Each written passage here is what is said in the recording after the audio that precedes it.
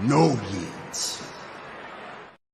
Yo, what's poppin', all my peeps? It is I, your host with the most, Renaissance man, who always thinks he can, and your champion of the peeps, Patty Pitts, back once again in the Yard of Streams for another edition of the Raw Rewind, part of Pitts and Sara's wrestling show, where we take no nights off. And it's not just me, Patty P, here in the Yard of Streams. I am joined, as always, by the best of the West. You can't forget about Sara Marshall. What's poppin', girl? Hey, yo. Hello. What's going on? Nothing. Oh, yeah, sure. Nothing Nothing at all. has been going on. It's actually fitting that the Stephon Diggs news happened because have you noticed we've upgraded, Sara? What is it? Can't tell. It's a helmet, a Patriots box or something. Patriots. Okay, it is a fine glass box for like your scotch alcoholic, like nice cocktail glass. There are two wicked nice Patriots ones in there, but it's got the Patriots logo in the front of it. Then obviously the green WrestleMania 40 helmet because we were at the link. Go Birds. And then I got my titles, obviously. But so as soon as I introduced the new Patriots gear, we get news about this. So I don't know. I think I'm more of a witch than I think we think I am. So you would not have made it out of Salem. No, because I'm telling you, I told you this. I don't know what it was, like a week or 2 weeks ago, when I was like, I'll write these articles about something with the Patriots, and then like that day or the next day or something, like what I wrote about happens. So literally at 5 p.m. Eastern, I wrote about the Patriots taking a relaxed approach with Stephon Diggs is already looking regrettable. Oh, 2 hours later, they sign him. It's like it's the same thing. I did something. I forget the examples because my mind is boggled right now. But over the past few weeks, I'll have written an article and I'll either publish it right away or like push it out for a few days. And then whatever I'm talking about, something with that happens. So it's either like the Patriots signed that person or, they got moved, like something good for the Patriots happened. It's like, it's weird. It's very weird. Well, eerie is what it you're saying. Is. Because I totally forgot that I got a thing up about Diggs until I was looking for an article to link in the news one I was writing. And then I was like, oh, what is wrong with me? How do I keep doing this? So I don't know. It's very weird. It's weird. Can you start doing that with WWE? Actually, no. Only some things. Can't have total. But with some things, we'd like you to do so. So let's hear from the peeps. I'm in that type of mood. Welcome into the show. Sophia, birthday coming up in 3 weeks. If anyone gets you something from WWE Shop, use our code down there. We got a link that you can use. Fun fact. What? I thought you were going to say something. I'm sorry. No, sorry. You went like all that. David was popping. And yes, Nathaniel, excited for Drake May, all the Patriots news. Bernard was popping. Let me go to anything. Sorry. Pretty Prince. I don't like Pretty Prince. It's because you're not a big Pretty Deadly. Oh, because Pretty Deadly. I didn't read fully. Pretty Prince Pitts and Deadly Duchess herself was. No one says Buttercup anymore. I feel like me taking on the deadly part is very fitting.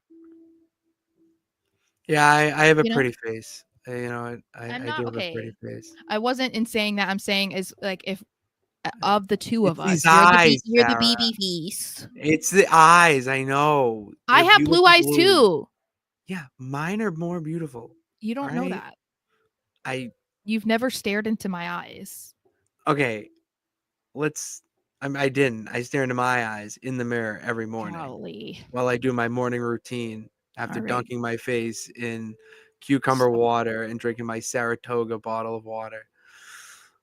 Wow, we just want to rant there. Dickie, I'm starting to understand those early reports of talent backstage fighting for their Mania spot because we're getting so many multi-mans for the titles. Correct. Yeah, we talked about this last week. This is why Richard needs to watch the Thursday show, because that's where we talk about those kind of things. We do. So we're saying it's lazy booking. And you said it was lazy booking. I said it was lazy booking, but we also did agree that there needs to be some sort of like a limit, there needs to be WrestleMania needs to get back to being like elite. Oh, the showcase of all showcases. Like it is the Super Bowl of wrestling. Like not everybody should be on the card at WrestleMania. Agreed. That's what I'm trying to say. Like it needs to get back to that level of like you're not worried about getting every single person in a match. It needs to be like, no, these matches make sense. These are WrestleMania caliber matches. That is why they're on here. Because like some of these multi-man matches are gonna be fun to watch, but they also probably could be on like one of the top 4 big 4 pay-per-views. It could be on an episode of Raw or SmackDown in some cases. Like it doesn't need to be at Mania. And I feel like they're kind of losing sight of that because their rosters are very deep, and it would be a shame to, let's say, the women's mid-card titles, maybe they don't get matches at Mania. Like that sucks, but does it make sense right now in either case? No. So it's like, that sucks. And obviously you want to get to a point where that is much better. But at the same time, it's like not everything should be on the card just because you're like, I feel like they should be. No, if it makes sense, then yes. But the only time a match should be forced, in my opinion, is if you want to have every title on the show. Yeah. And you're never going to have every title on the show. So yeah. Well, and that's how long clearly the like Intercontinental didn't get defended at WrestleMania. Look how long that didn't get defended at the show. Well, it was like 6 years. There were 2 years in a row Shelton Benjamin was Intercontinental Champion in the Money in the Bank ladder match. Yeah. I don't know. It's crazy. Like it's hard because I get that people are fans of different people. So like, maybe without the ending to Raw, which we're gonna talk about, it's possible that like Penta wasn't at WrestleMania this year, and there would be a lot of people that would be like, man, I wish Penta was at WrestleMania. But at the same time, Penta just got here. And if it didn't make sense for him to be in a match this year, then it's like, okay, cool, that's fine. He can be at Mania next year. It's not like everybody deserves to be on a WrestleMania, especially the first one. And I feel like in certain cases, it's like if that person isn't there, it's not going to be a noticeable loss. It's different when it's like the bigger names, like if Seth Rollins, CM Punk, Roman Reigns, like Cody Rhodes, like if those people weren't on there, then you're going to know caliber. Yeah, but I don't know. Drew McIntyre. Yeah, I mean, no, he'll be on it, but he deserves to be at WrestleMania. So that's what I mean. Like, there's certain people that it's like, if you get to a point where you have to force a match, which I feel like that's kind of what they're doing with with Drew and Damian, then fine. That in that regard, it makes sense because Drew has to be at Mania. Like that's a non-negotiable. But other people, you don't need to be forcing them into a match, and the best way you're going about it is by making it a fatal 4-way or a triple threat or an 8-man tag. Like we don't need all of that. It's just not necessary, especially too, like we've talked about, they've been doing SmackDown as like an extension of Mania weekend. So it doesn't make any more sense that you're then adding these random matches if you're also going to be having random matches on SmackDown too. Correct. Yes, Sarah. Anyway. Sorry, I just had a brain blast. Drake May is excited. Oh my God. Diggs posted that picture of Patrick like looking evil from SpongeBob as his Instagram photo. That's what I love to see. As like it's an Instagram story. Oh my god, I am dying. I know people don't like the football talk. I'm sorry. That's my full-time job. So, is there any other comments we want to get to before we just jump right in? Unless you want to talk about fish, which then in my full-time job, then no. Okay. Then we can hop right in. Let's jump right in. And this was awesome. This was fucking awesome. So John Cena kicked off Raw again this week, and it just immediately he had me dying because of his just overall demeanor, looking absolutely miserable. Like, he's pissed. Like, we didn't get the normal John Cena entrance. He wasn't fighting the boos, which I think is good too. He doesn't even say hi to Stu. No, so sad. It brings a tear to my eye, Sarah, that he's not saying hi to Stu anymore. So it was very different from even the week before when it was his first appearance back since Elimination Chamber, and he was just soaking it up. And even at one point, he was encouraging it, just like, okay, like, you guys have something to say. And he just continues to, I know it's only the second week, but like, he's so bought into this. And he's all in. And I don't know, like, I think we were kind of surprised, like, when we talked about it last week, that this was the direction they were going in. But I actually think it makes sense with him. And then him even bringing up like what the banner says, that he's going to ruin professional wrestling for everybody. It was awesome. I felt like I was getting broken up with all over again. I was like, you just broke up with me last week and now you're like threatening me. It really does feel like that high school relationship where they're your first love, high school sweetheart, and you break up. Mm-hmm. This feels like it's the most toxic breakup of all time. It's John Cena with the fans. Like, it's just it's so sad, and I don't know. And it just, yeah.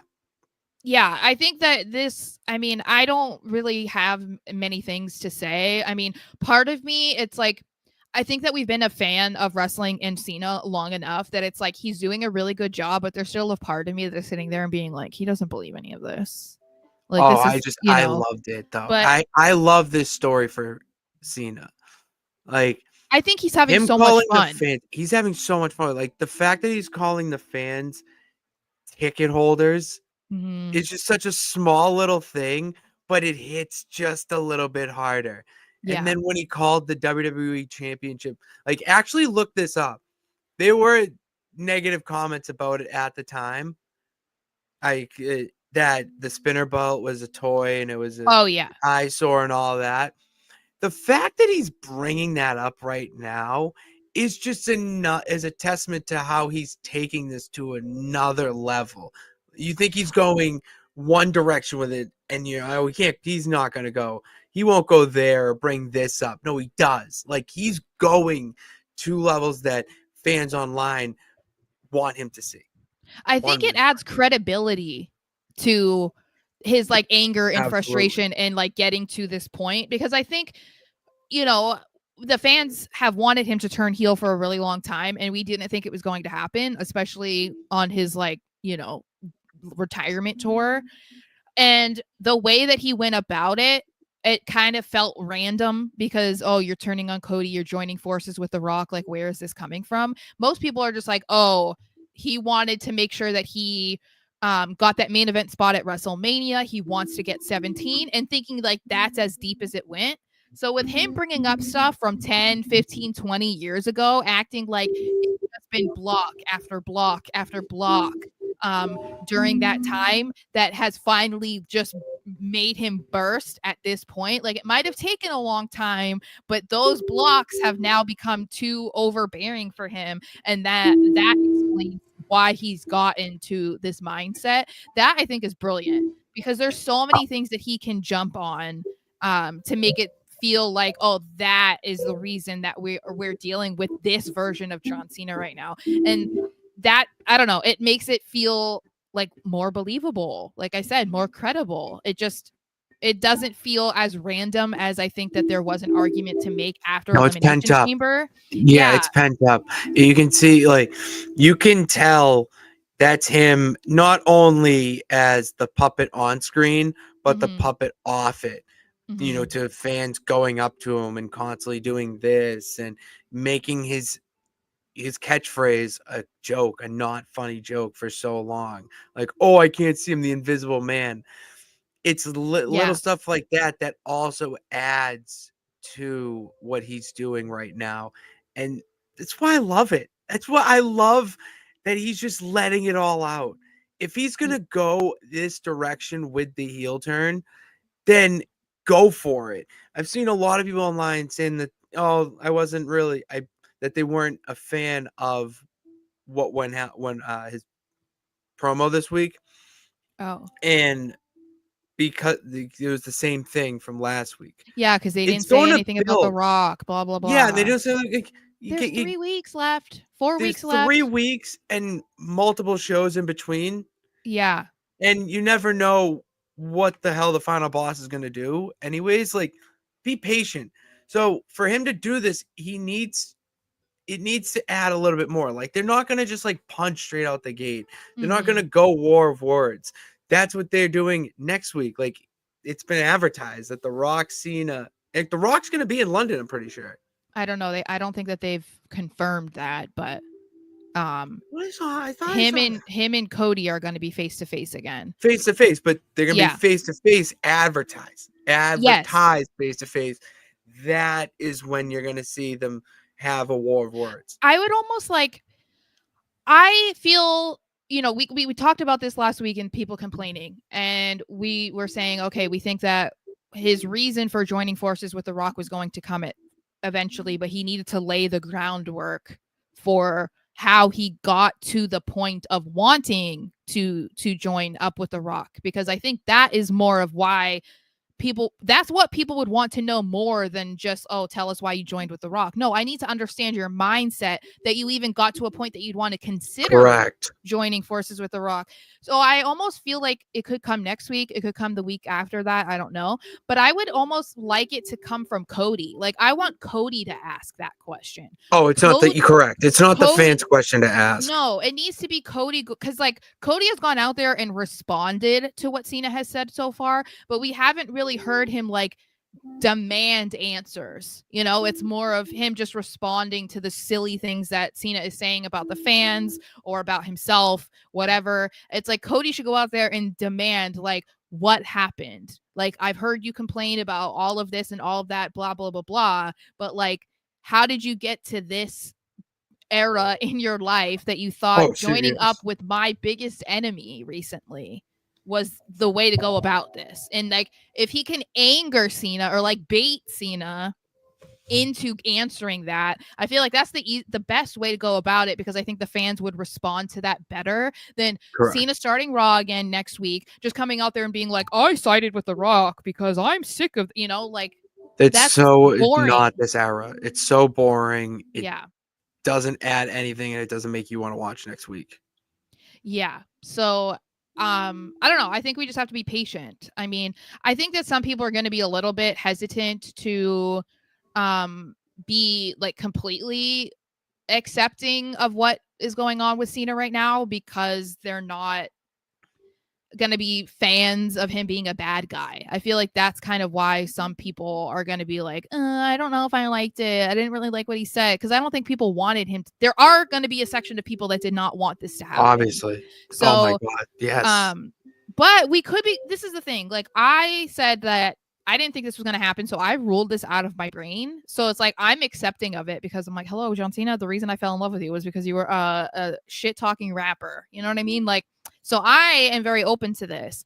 But I think that people are not understanding that this could kind of be like the equivalent of the final boss for The Rock last year. Like, this could be Cena's final boss moment, and it might not last as long as the final boss has, but like, this could be something that is a great way to add to his final chapter in wrestling, because people are overlooking how he has been basically himself for the last 20 years in wrestling. This is allowing him to be creative for the first time in that long, because he doesn't just have to go out there and be John Cena and just be like, rah, rah, I love wrestling, I love the fans. I love you all. Yeah. Yeah, like this is actually allowing him to like deep dig into the roots of professional wrestling, while also bringing in like his acting skills and like giving us what we've wanted for a really long time. I think it's more so going to be like the fans that are newer that might not be into it. But the kids, yes, the kids are not going to be into it. The kids are going to want to see John Cena be the superhero and save the world again. But however, you have Cody Rhodes, the world for is that not. now, Exactly. That's the point. Let's see. Tale as old as time. Nathaniel thinks Rock doesn't come back until Mania. No, it'll be. Is it really Cena's last appearance until Mania? I don't love that. I hope that's not true, but it might be. I don't know. I don't love that'd that. Be 2 weeks. He might do via satellite. Sara. Yeah, that's fine. Via satellite Cena. I don't agree with this. Full circle. I don't agree with this also. John Cena pretty much confirmed that he's losing. I think it did the opposite. Oh no. Every week he's building that he is going to win. Like it's the steps for him winning. It'd be nice, the great person, like great heart in me, warm heart, wants to see Cody Rhodes win, but that's just not how the story's playing out right now, guys. It's just not how it's playing out. I felt more that I took away from this that he was going to win. Because I think he's just going so far in on this that it's like, I think the biggest question is, if he loses, where do they go from there? I think that's the problem, is that it doesn't look like there's like a clear path for him after Mania if he loses. It's so easy to be, what does he do after Mania? Summer of Cena? Like he's doing a summer I'm okay of with Cena. I'm so okay with that. Summer of Cena. But he also can just wreak havoc on Raw, like he can just say, I'm not giving anybody a title shot. Like I'm the last real champion, blah, blah, blah. Like he can just be an asshole. I just don't know what does he do after that, because I don't know how you continue him being a heel. I think that it's like, I love Cody and I want Cena to win 17 as a babyface. And I'm probably going to still feel that way no matter if he doesn't. But I feel like Cody can be in a spot where he kind of does the Roman Reigns thing and loses at Mania and then leaves for a bit. Doesn't have to be 3 months, could be 6 weeks, whatever. He can have some sort of like triumphant return, come back to take on Cena after Cena's just like ruling over Raw or SmackDown, whatever. And they can figure it out from there. I don't know. That's how I viewed it. I feel like we're seeing more of Cena. Could you imagine a summer of Cena where he's just an authority figure on Raw? Well, and also, can you imagine him just like or SmackDown, Summer of Cena or Summer of Punk? He could lose the title to CM Punk at SummerSlam or something. Yeah, that just maybe finds his way at SummerSlam. Mm-hmm. Like he finds his way back to the good side. Mm-hmm. Because The Rock does something like, I'm okay with that. I also have an idea of the first person he could squash. You're the worst. No, you know why? No, I'm a fan of the You haven't even listened to me. You have not even listened to me. Okay. Listen, okay. You'll understand. So before we get into this, because this is ridiculous. No, I was talking about it with my boss, and we were saying like, okay, if Cena is going to win, then he needs to kind of just like go on a rampage. You know what I mean? Like if let's say he does defend the title, like just defend the title, but like he needs to just like squash people, right? And he was like, who should his first opponent be? And he was like, it should be somebody that's like up and coming or whatever. So we were saying, if Jey Uso loses to Gunther, right? And maybe he wants to reunite with Jimmy on SmackDown, because that's something what we've talked about. Who is like the equivalent as far as being over and being the crowd's puppet in modern day wrestling? It's Jey Uso. Jey Uso is everything that Cena is now saying he wish he hadn't been for the WWE universe. He's out there with the t-shirts and the glasses, and he's doing the yeeting, and he's pandering to the crowd. It's like that would be like such a fun first thing, because like it's I get it, like it's not great obviously if he loses to Gunther and then he loses to Cena. It doesn't even have to be the first one, but like that would be an interesting feud, because it kind of is like decade ago John Cena versus like modern day John Cena, because like Jey Uso is doing everything that John Cena did at his prime, with the different colored t-shirts and the entrance and the throw in the towel and like going into the crowd. That's what I'm talking about. I would be interested in that, just because I feel like that's kind of, you know, like that's what he's preaching against. You know what I'm saying? You have a good point. It's just also interesting to see that your hatred for Jey Uso has taken I hate Jey level. Uso now. I officially am F Jey Uso forever, because he's gonna win at Mania, and you're never gonna hear the end of it from me. I'm not, no. And I you know what, I will take that. I'll take that on the chin for my boy Jey Uso. That's disgusting. So anyway, we were going to see Jey Uso and a mystery partner versus A-Town Down Under, and I'm sorry, oh my god, Grayson Waller. He looked so good on Raw, and I was like, boy, I wish I was one of your students back in the day, okay? Because he was a teacher. I don't know if you knew that, but yeah, I did. I listened to CVV. Yeah, I am. Anyway, so people had a lot of high hopes about who Jey Uso's partner would be, and of course, it ended up being Jimmy Uso, which I am totally fine with, because he's the better Uso, and I was happy to see him on Raw.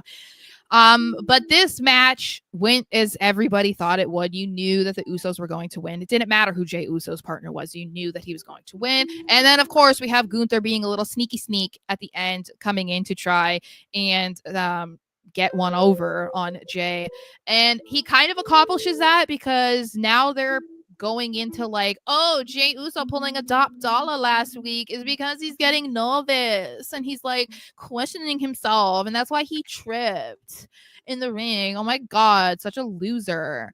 And at first glance, before knowing that this was a work, did you honestly think that that trip was a work? Because I didn't. No, it's called great pivoting. It's called great pivoting. To me, that looked even legit. if it was or wasn't, the point is that he pivoted from it and they're making it into something. Like I like that element of it, where, all right, you screwed up last week. Well, we can build on it. Let's have you mess up again on the spear. And then it adds more to the underdog, which you've been saying has been lacking from this, is that underdog mentality. You haven't beat him yet. You're 0-3. Nope. Against him. He's 3-0. That's what Jimmy said. And I'm 3-0 against Gunther. He's 0-3 against Gunther career. So what is another element to it than just steering into the skid of having the mess up he had be something that he can keep messing up on, building up to Mania. You know, maybe he missed a spear last week, maybe next week he goes for the splash and he looks out into the crowd or something. Like, you can build on it so that it's not just boring, go back and forth on the mic, in the ring, or a backstage, and then that's it for the rest of the show. You can do more with it, and that's something that's the beauty of wrestling. What do you think about Jimmy kind of like trying to set him straight, being like, yeah, you're not going to beat Gunther if you keep doing this or you keep getting in your head? But he also was like basically telling him all of this yeet stuff is not working. Like, you can't, that's not the Jey Uso that is going to beat Gunther. We need to go back to the main event. Yeah, correct. I like that. So what does that mean though? Is he going to like abandon the yeet? Are we gonna, well, no, I don't mean completely, but I'm saying like over these next few weeks, are we gonna see like a little bit more of a serious side of Jay, because if he's trying to like internalize what Jimmy is saying, okay, you know, all of this flashy stuff and the fun and the like whatever you're doing right now isn't going to work, like are we going to actually see him trying to counter that? Or Yeah, we'll see know? him do. We're gonna see him have a more serious undertone. He's still gonna come up from the crowd and do that fun stuff, but everything is going to have a serious undertone with it, so that it shows that he's locked in. If for now it seems that he has just been in that funk of doubting himself and I'm just one step behind. Or yeah, he's beating A-Town down under, but Gunther's right there on his tail. You're gonna see a switch pop off where it's go time, and you'll eventually, it's gonna be with the entrance. It's gonna be how he portrays himself in the ring. He may not do all that as much into the clap up. It might be just a little like a quicker movements, more focused, so that it just gets the job done. Because against Gunther, you have to do everything and a little bit more to get the job done. Yeah, I think I kind of feel like they have to do that, because I think that there are people out there that are not just big Gunther fans like me, and not necessarily like not Jey Uso fans, but they don't. Jey Uso isn't. It's not their favorite wrestler, right? That they are going to doubt the credibility of that guy beating that guy. You know what I mean? Like if you're just a casual fan and you're watching WrestleMania, you see Gunther come out all serious with that title, whatever, and then you see this guy come out like jumping around and neon and whatever. No one would ever think that dude is about to win. So I feel like they kind of do need to figure out a balance to make him feel like a more legitimate threat to Gunther. Like, I hate it. I absolutely hate every second of it. But it is something that they have to do, because I feel even if you are a long-term wrestling fan, it doesn't sit well with you to think that that's the guy that's going to dethrone him, because it's like it should be somebody who does have a little bit more of a serious tone to them. But we'll see. I'm intrigued, like I don't really care about the Jey Uso stuff, but like I am kind of intrigued about like how they're going to go about this, because this is what we were talking about, where I was like, he needs to be more of an underdog. And I kind of don't love that it's being forced a little bit right now, but I mean, this is what happens with pivots. Better late than never, it may seem forced, but it's that. Look at what a pivot got us. WrestleMania 40's main event.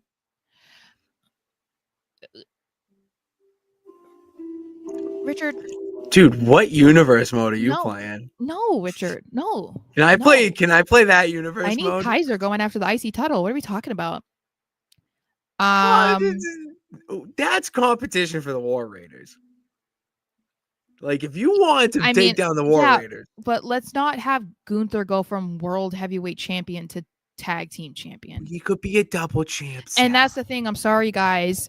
If we have to sit here and question what Jey Uso will do as a world heavyweight champion, to me, that should not make him world heavyweight champion. You know exactly what Gunther can do after WrestleMania by retaining the title. If you have to sit here and be like, who is a good opponent for Jey Uso afterwards? Nobody, because there's not a single person on planet Earth that thinks he could beat CM Punk, Seth Rollins, Drew McIntyre, Roman Reigns. None of those people. He ain't beating any of those people for the world heavyweight title. Sorry. Anyway, moving on to Lyra Valkyria defended her women's IC title again, for the third time in a month or something. And against Raquel Rodriguez, who became the number one contender. And I think it was a pretty good match. Raquel, I think, is looking a little bit better in recent weeks than she has since she came back, because I know a lot of people complain about her, similar to like how they complained about Nia Jax. But Lyra put on a show. Obviously, we know this about her. And this was more, I think, about what they're going to build. It looks like, in my opinion, the women's IC title is not going to be at Mania. No, spoiler alert. It's going to be Lyra and Bayley versus Raquel and Liv for the tag team titles. I don't hate it. I don't love it. That's just my biggest takeaway. Like, it is what it is. I think that Liv deserves to be at Mania. Bailey should be at Mania if they can, if it makes sense. And if this is what they're going to do, fine. Like, again, I don't love it. If this was a match that wasn't on the Mania card, none of us would probably care. I think we'd be more like, where's Liv after that year she just had? But this is Liv's reward for the year that she's had, which is insane because what kind of reward is it?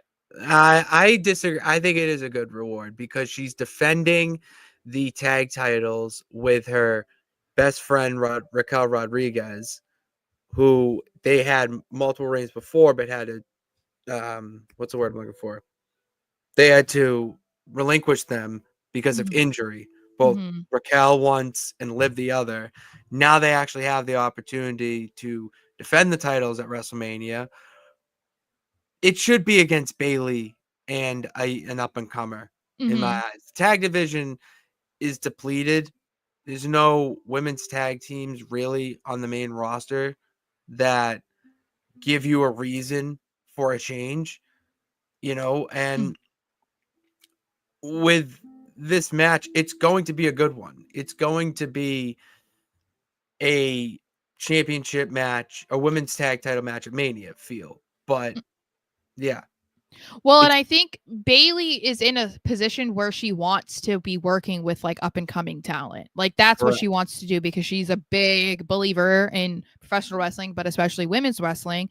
So I think this is cool for her because it's like helping to get Lyra there and noticed. And yeah, it's not for the champion that she currently is, but this also allows Liv to be on the card. Like, I'm not trying to disregard Raquel, but obviously Liv is, in my eyes, the female superstar of 2024. So it would be a shame if she was just like cast aside for WrestleMania 41 because she lost the women's world title. This is a way to get her on. And even though I don't love that, she's on. She deserves it, like you said. She's on the title. She's on the match card. That's what matters. Yeah. Alex said, could we potentially get Lyra versus Bailey versus Liv for the Women's Intercontinental Championship at WrestleMania? I kind of love that. And is your picture of Liv? Is that Liv? Yeah, watch it. Watch it. Oh my God, I am obsessed. Liv is my queen. Liv has like... She's unreal. She's just... Yeah, I love her. A peach. Honestly, I would not be mad at this. Because I want Liv to be women's IC champion and I want Dom to be IC champion.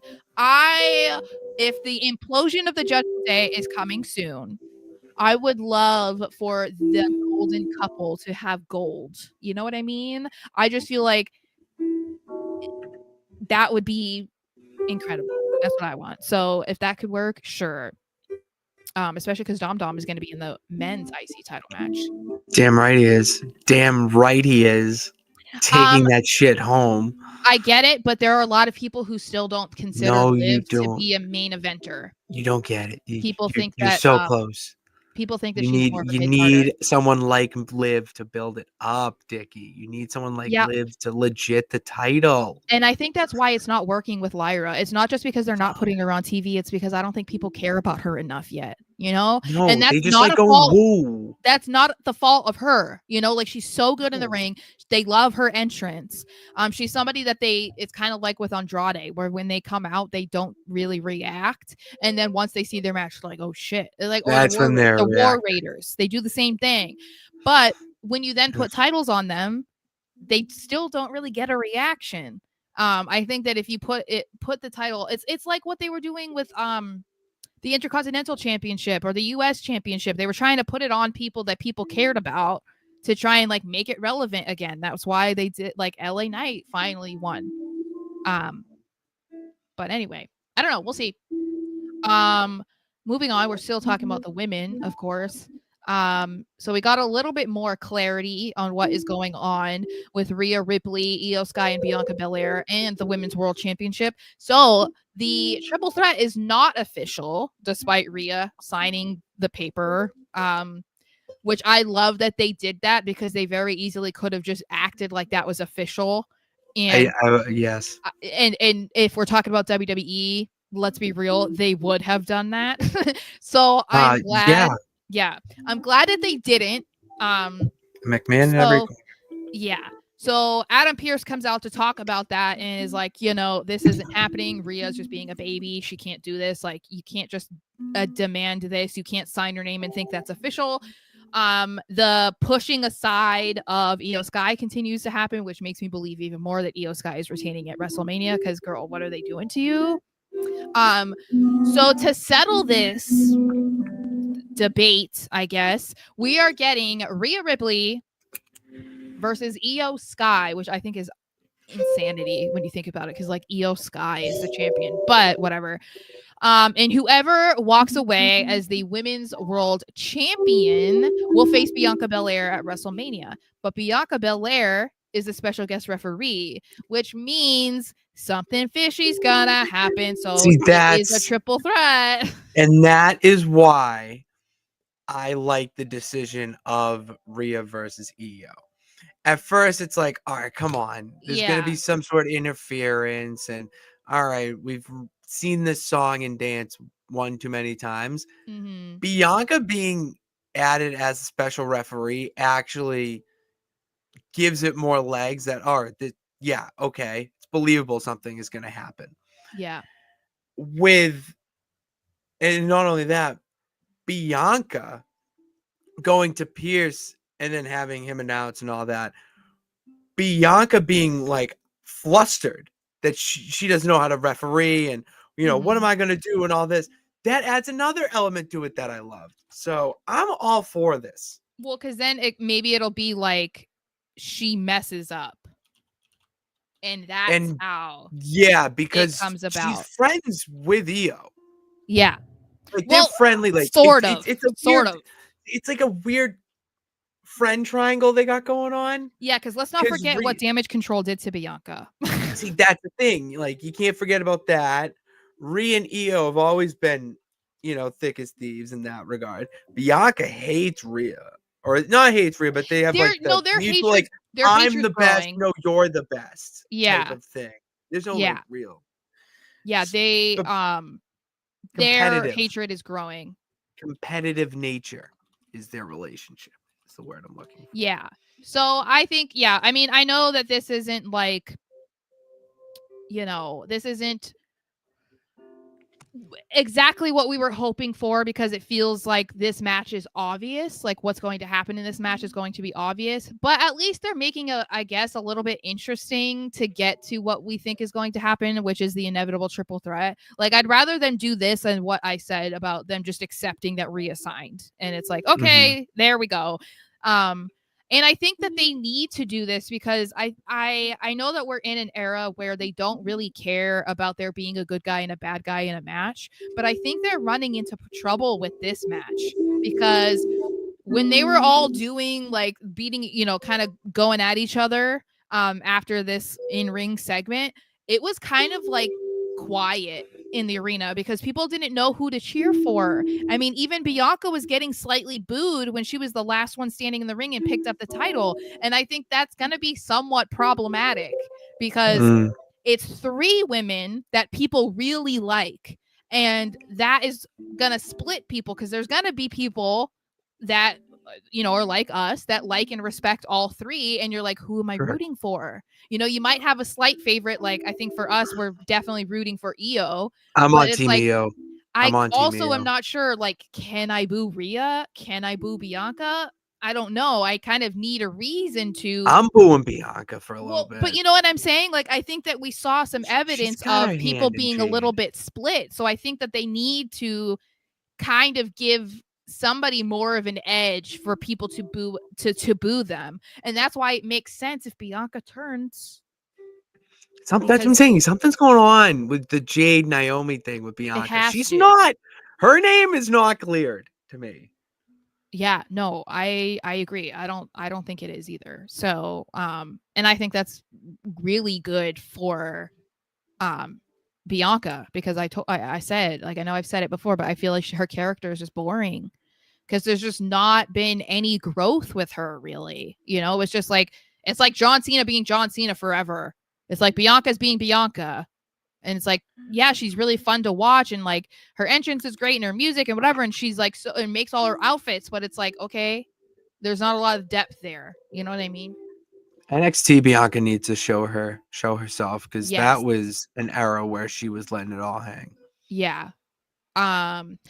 I also think this is a fair point. Alex says if Adam Pearce was talking about rematches and why hasn't Liv gotten one, I think they're trying to say that Liv didn't want one. I think that's how they're like trying to go about this, because they also go back and forth with if they do enforce the rematch clause or not. Yeah. Like sometimes it's like, oh yeah, you get your automatic rematch, and then other times they're like, no, there's no such thing, you're at the back of the line, and it's like, okay, this doesn't make sense. So I think this is one of those things where they're like, Liv just didn't care, she didn't want it. I think that's what She has other things to do. She wanted to be tag team champions with her best friend Raquel Rodriguez. Yeah. Well, whatever. We'll see. But then this, I guess, was your favorite part of the night, which was Hell yes. Dragon Lee Hell yes. versus El Grande Americano, who got an AI like promo video. And I'm sorry, I cannot handle the people that are like freaking out and like Oh my trashing God. WWE for that, because they're like, there were some people who had 6 fingers.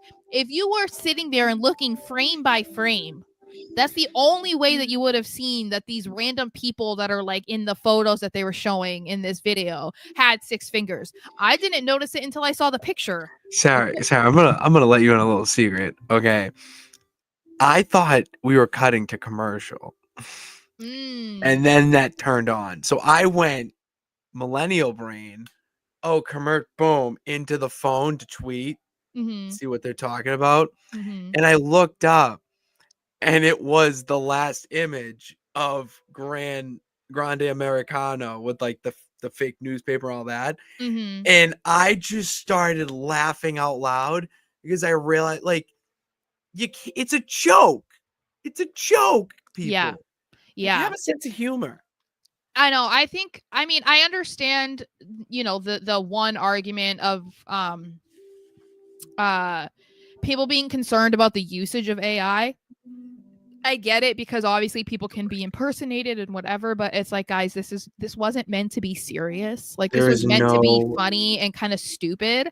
That's the whole thing is stupid, because we know it's Chad Gable. It's like when Elias was Ezekiel. Like it's that level stupid, because we're not actually, because it's pro wrestling, Sarah. It's pro wrestling.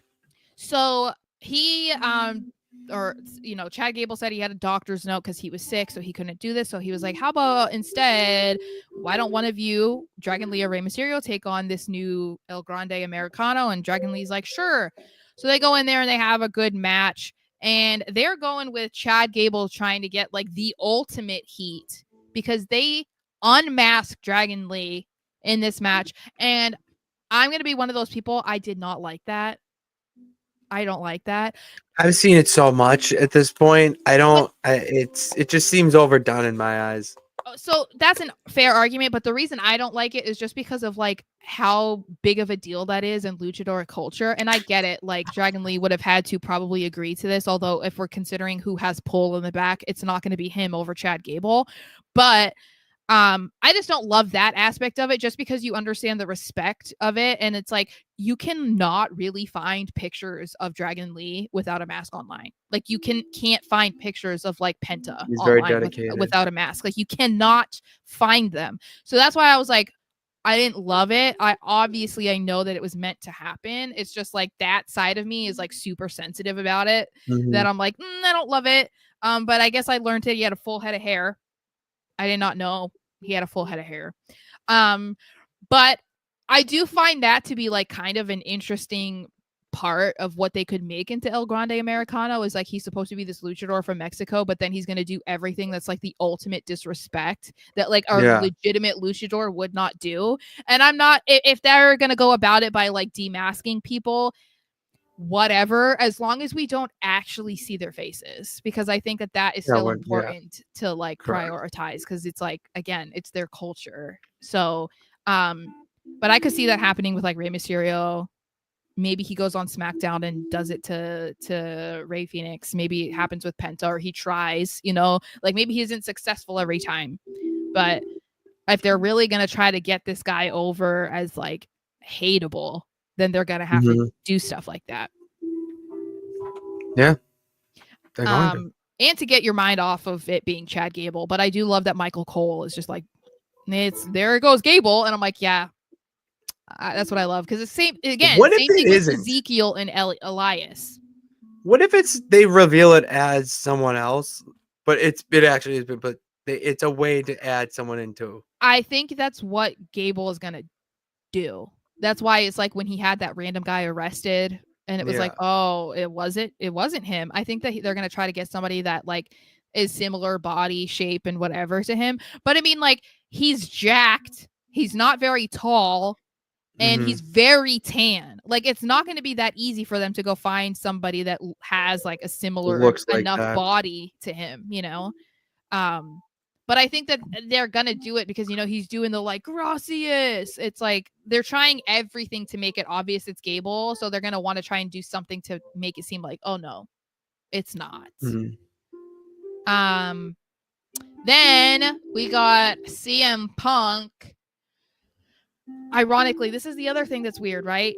We just talked last week about how I wasn't a big fan of the promos going out there and people talking about how they're not going to be there. I literally posted that video hours before Raw, and then Punk goes out and does that. That's what I'm saying. It's like a weird intuition of like, I know it's very weird. Well, stay on it. Stay on the road. For real. But yeah, Punk basically went out there to talk about his WrestleMania match with Roman Reigns and Seth Rollins, both of whom were not there. I was more surprised about Rollins, but then I forgot he's on Good Morning Football this week, and that's why he's not there. Roman Reigns doesn't want to work, so that doesn't surprise me. Killing it as host of Good Morning Football, by the way. Oh my God. I loved watching that segment of Rollins on the Rich Eisen show, and Rich was like, would you like to host this show? And he was like legitimately like, oh my God. Yeah. And I was like, I love this for you. I love this for you, Sethy.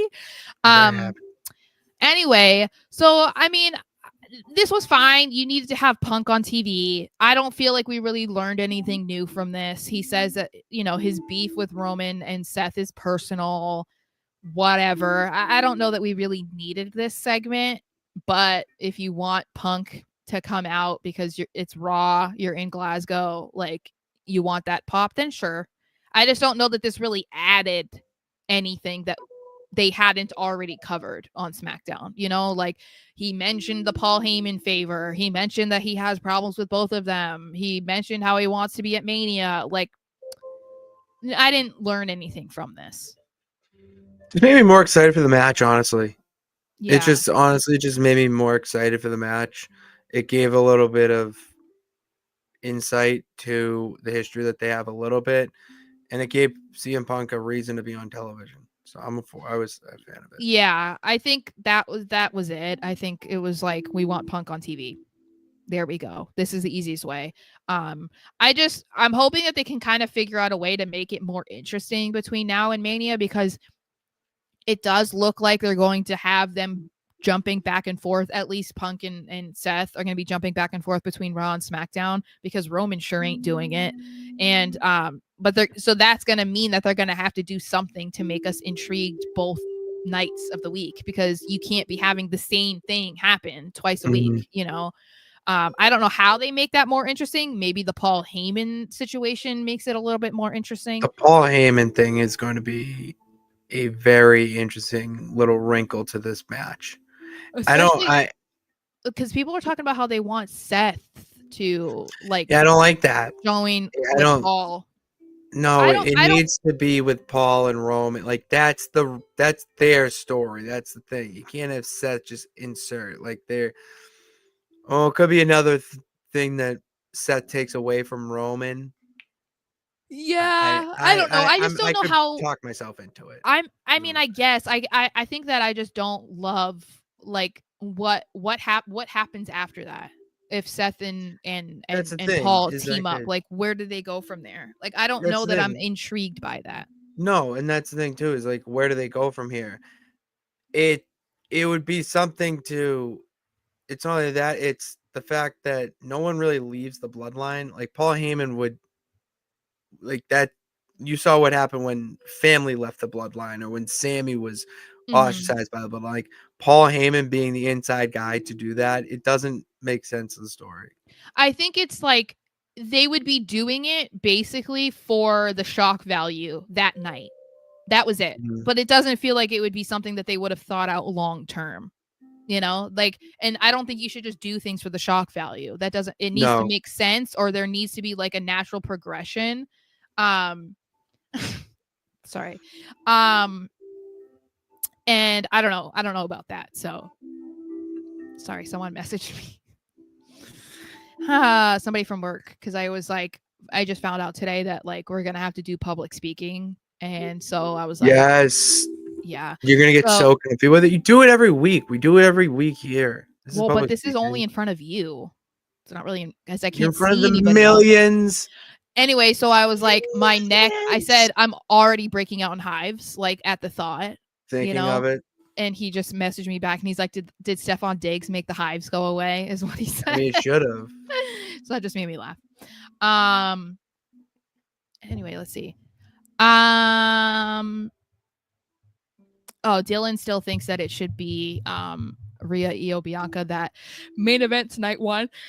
I still think that yeah, I think that these are the two matches that are going to be actively competing for that night one main event spot. I think that there is no clear front runner right now. And they're kind of in the similar situation, I would say, like what I was just saying about the women, that there's no clear person for like to root for and to boo. It's the same thing with these guys, because people love Rollins, they love Roman, and they love Punk. So it's like it's a sticky situation because you don't know how the fans are going to react. You know, I mean, Seth was just saying, I think it was on Rich Eisen, about how, you know, these are three guys that are like pillars in the company, and they have a really strong following individually. It's like when he comes out, everybody is singing his song, but then CM Punk comes out and everyone's chanting for Punk, and then Roman comes out and everyone's throwing up the ones, and it's like, yeah, because people don't want to be split, like they want to cheer for all of you. And so I think that that's why we're going to have to see some sort of shift between now and Mania, so that there is, maybe it is easier for people to boo somebody, or to like not even have to boo, but like root harder for one person in the match, you know. So these two matches are going to be competing, and like I said, it's interesting because they're kind of running into the same problem. So how they kind of go about that is probably going to be what decides which match gets that main event. You know, it's going to come down to the go home show. Probably. I think the go home show will solidify who gets that main. And if we're being honest, I have no faith that it will be the women. I think they're going to. Of course you don't. I don't have any faith that they'll do that for them. I think that they're going to want the men to be in the main event, especially Roman. The men don't have a title on the line. I know. I'm not saying I don't want the women to main event. I'm saying I don't have faith in WWE to do that. I think they're going to want to put their money in CM Punk, Seth Rollins, and specifically Roman Reigns. So that kind of sucks, you know? Well, positive thoughts create positive results, Sarah. So.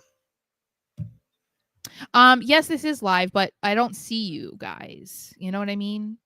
So that kind of like takes the pressure off a little bit, if that makes any sense. But anyway, I don't have a whole lot to say about this, honestly. I'm not into this match as it is, like Logan Paul and AJ Styles. Like, it's gonna be a great match. I think beyond that, I'm just not invested in it, because again, this feels forced. This feels like, okay, we want Logan Paul on Mania. We should have AJ Styles on Mania because he's back in time. And these two are going to put on a great match. They can definitely go back and forth on the mic. So it is what it is. But because Logan isn't there every single week, and he also hasn't necessarily like elevated his mic skills to make this more interesting, or like have more depth to this, I don't care that he's going to be here next week and call out AJ, because you know that you're just going to hear the same thing, and I don't know. I'm just not expecting anything to be excited about. It is what it is. This doesn't. I mean, I'm just not overly excited for the build up to it. Mm-hmm. I'm more excited for the eventual match that we are going to see. Yeah. At the show. Logan Paul cut a vignette basically calling out KJ Styles next week. Like, cool. It was All like right, an Instagram video or something. That's what it was. It was an Yeah. Instagram video, social media clip to call out AJ next week. And guess Mm-hmm. what? Cool. Now I want to see what they do next week. What does AJ say that's a zinger? What does Logan try to say to AJ that's a zinger? And are they going to get physical? That's what I want to know. Yeah. Well, because so far they really haven't. But No, not really. Not I really. think they kind of need to get to a point where people care, beyond being like, I hate Logan, so I'm rooting for AJ Styles. You know what I mean? Like, we need to care about this feud, or for it to like make sense for this match to be even happening. And instead of us being like, oh yeah, they just want this to happen because of who's involved and they want them at Mania. Like, because that's just how it feels right now. I don't know how they go about that, especially if Logan's not going to be there every week, Correct. But we'll have to wait and see. I mean, I don't care. AJ Styles at Mania, that's cool. I want to see that. So, yes, you are dropping the ball. Where are you? I'm so sorry. Richard agrees that it's moving slowly because Logan's never there. Dylan says that this is his snack refill match as of right now. Nothing I about disagree. Logan. That shouldn't be. Nothing about Logan Paul excites Final Boss. You're a tough cookie then. I don't think this will be the first match. I don't think it can, because they've kind of been treating that as like the main event, like appetizer. You know what I mean? Like they're kind of having a main event. Oh no, yeah, this is gonna be a middle. Yeah, this has to be in the middle to like calm them down before the main event. Oh, or this is gonna get the crowd back up. This is gonna get the crowd fired up again. Yeah, so I think it won't be the opener. It could be like, I don't know, maybe this. Braun Breaker versus Penta. So we had 2 Intercontinental Championship matches on Raw, and this delivered. Penta in his red gear, fire. Braun Breaker getting the dogs out, fire, because the dogs were out in Scotland. And this was great because these two are so athletic and just so good. It's like, this match was exciting. It was good to watch. I felt like it was a good main event. Besides that, though, it was basically just a setup for the multi-man match at Mania. That's really all that it was. And I know that people weren't thrilled about that, but again, they have to do something because they want the title defended at Mania. So they had to do something that made sense for them to come out next week or the week after, be like, okay, we're getting a fatal 4-way. So it looks like it's going to be Penta, Braun Breaker, Dom, and Finn. I'm into it.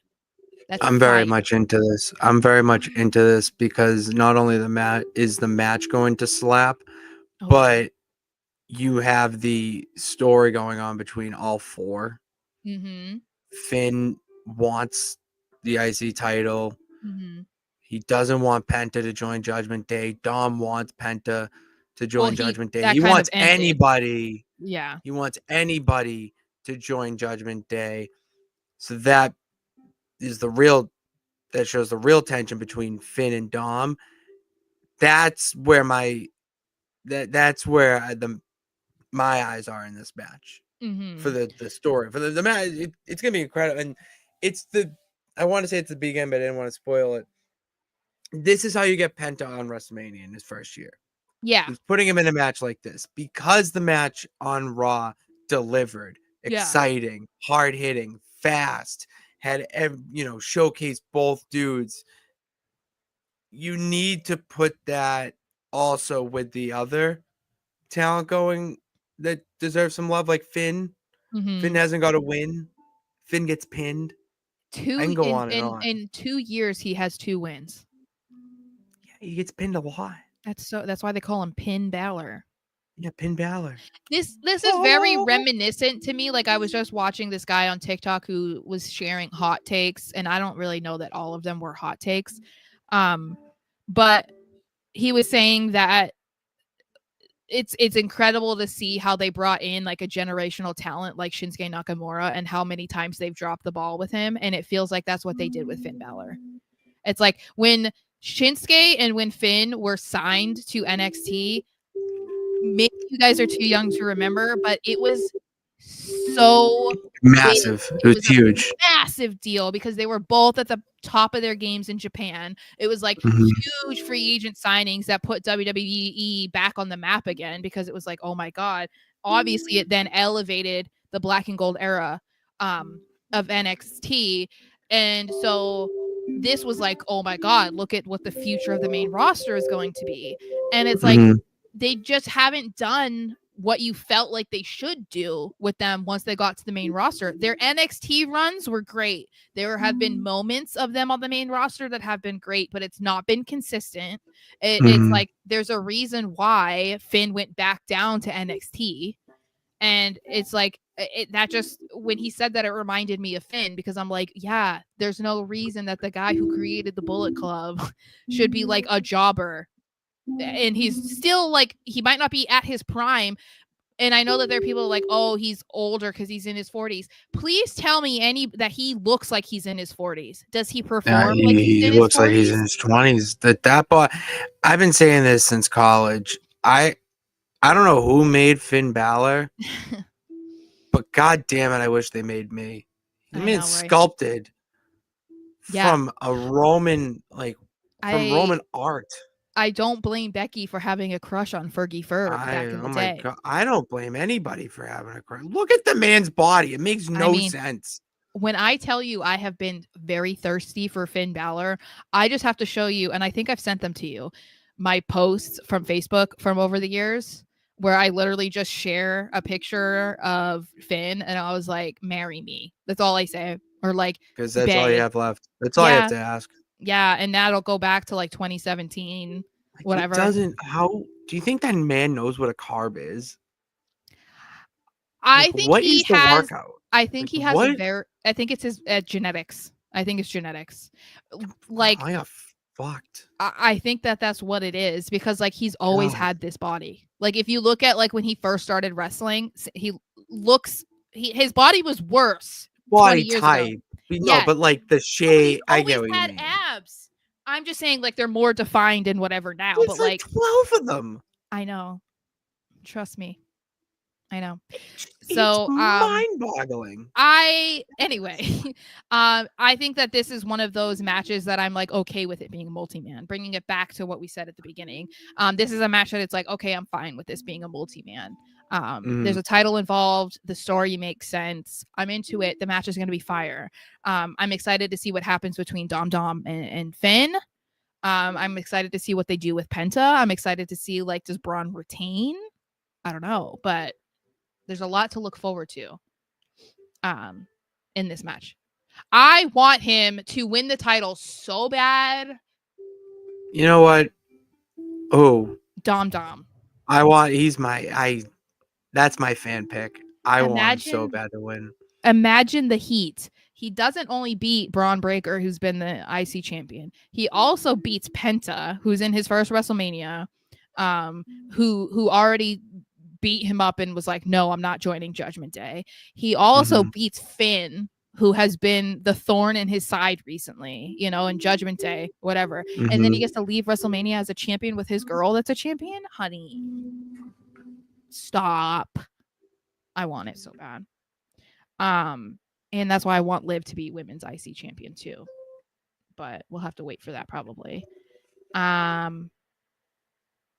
Yes, it was huge. Like, I don't know that people remember that. Like, I know people aren't as old as me, but it was a huge deal. A huge deal. I remember because I was like, when Finn signed, I was like, I was drooling.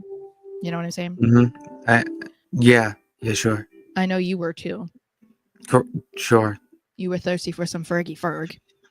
You know, Not thirsty. I'm questioning. Like how? Don't you were get it. questioning your heterosexuality. Questioning a lot of things after looking at Finn Balor. My own life choices. I was What I ate for questioning my breakfast. sexuality. I was questioning a lot of things after looking at Finn Balor. It's like, Oh. how does a man look like that? What are we? Final Boss wasn't here when we talked about this. I think it's possible that we maybe get Lyra versus Liv versus Bailey. Roxanne has been gone for too long. Roxanne is. I think she's finishing up something with Stand and Deliver, and then she'll be up. Yeah. I don't know. So I either think we're getting a tag match with Lyra and Bailey versus Liv and Raquel, or they could try and go in this direction. I'm just not sure how you don't get Raquel how you get Raquel out of it. That's the only thing. I guess they could put her in, but it also seems kind of weird. It's like 2 allies versus 2 allies, but they're all supposed to go after each other. Like that just seems kind of weird. But yeah, that's the only thing that I could see. But anyway, that was Raw. That's Raw, baby. I'll be back on Thursday this week for the Super Show. Couple weeks until Mania. I'm excited. You should be excited. That's why I hit that subscribe button and bell notification to know every time we go live. Follow the TikTok, No Nights Off Show, and our personal social media links in the description below. That's all we got. We'll be back on Thursday. Thank you for tuning in. God bless. Remember that you could do it. All you got to do is try. See you on Thursday. Peace.